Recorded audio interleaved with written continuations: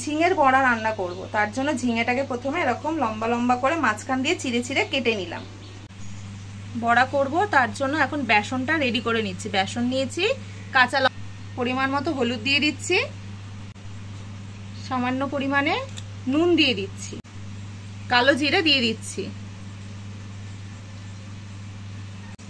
পরিমাণ মতো চিনি দিয়ে দিচ্ছি। একটু মিষ্টি মিষ্টি ঝাল ঝাল লাগবে, খেতে ভালো লাগবে।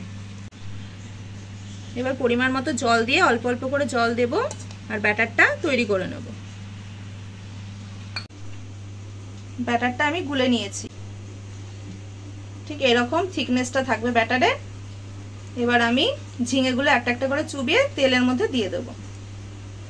কড়াইতে তেল গরম করে এবার ঝিঙেগুলো একটা একটা করে আমি দিয়ে দেব।